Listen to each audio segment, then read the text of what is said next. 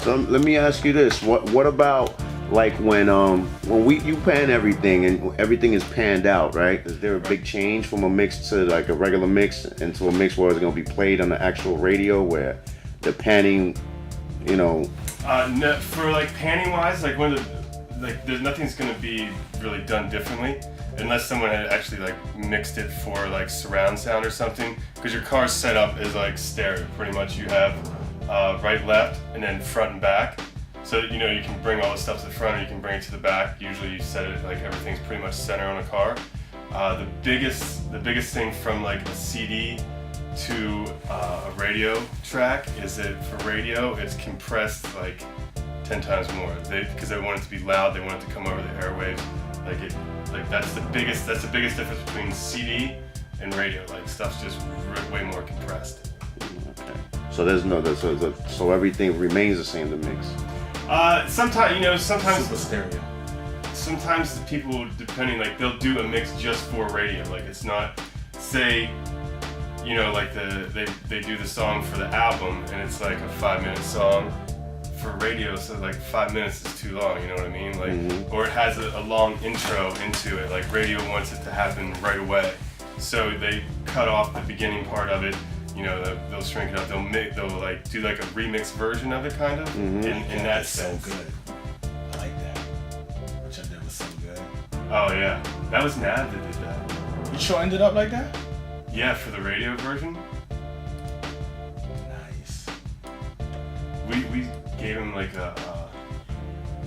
Nate and I mixed a lot of it, and then we sent it to him, and then he remixed it a little bit, and then he did the 2 radio versions. That one's really 2. I mean, there's different frequencies that you can dip out and bring in for your kick, for your 808, for your snare, or for your bass.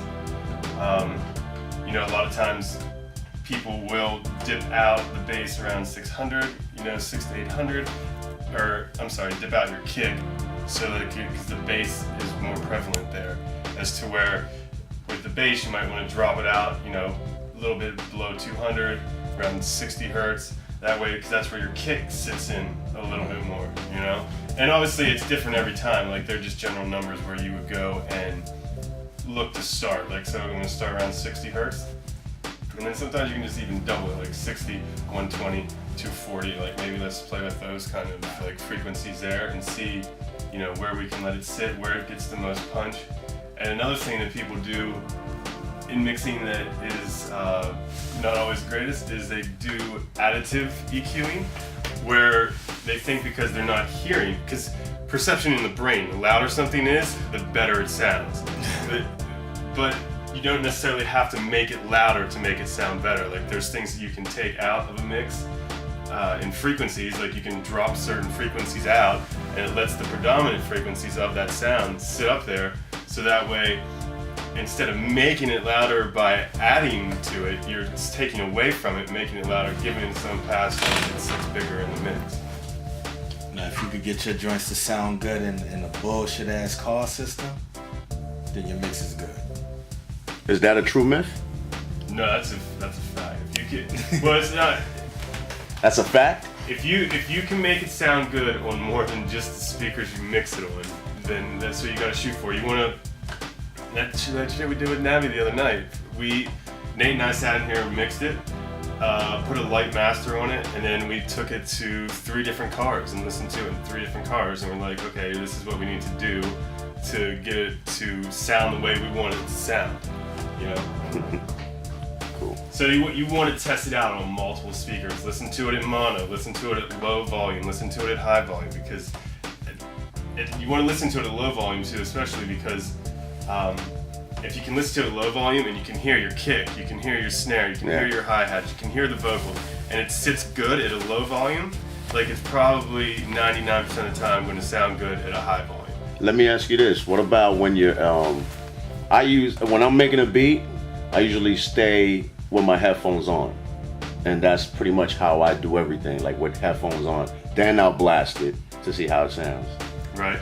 Well, if you know how your headphones sound, like it depends on what you're listening to too. Like, you know, some engineers, some mixers, like they've been using the same speakers for a long time, and they know how their speakers sound, and they know how it's going to sound when they take it and put it on in their car or in the you know, the CD player in the bathroom or wherever it may be. So they have referenced their speakers long enough that they know where it sounds. But like, if you're mixing on speakers for the first time, you better take that somewhere else and listen to it, because you just don't know how it's going to sound. Like, I remember the first time I mixed on these little M Audios, I'm like trying to get bass out of it, I'm not getting any. I take it into the studio and listen to it. It's like, oh, it was bad. Like, it was horrible. It was like one of the first mixes I ever done, and it was. Gotta say, it wasn't that great.